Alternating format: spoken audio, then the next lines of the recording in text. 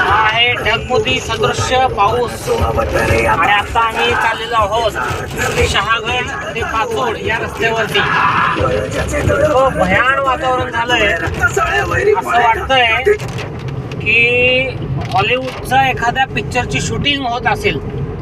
म्हणजे काळे कुट्ट सगळे ढग आमच्यावरूनच जात आहेत आणि इथंच पडतात की काय सगळे असं वाटत आहे. एकदम भयावह आहे.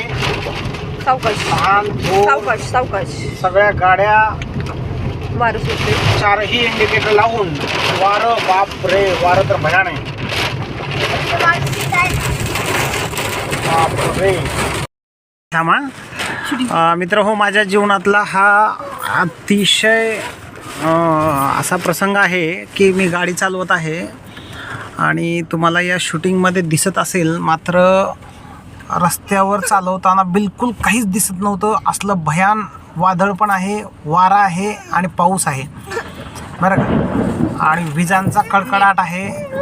म्हणून एका पेट्रोल पंपवर गाडी थांबवली. आत्ता थांबवली गाडी.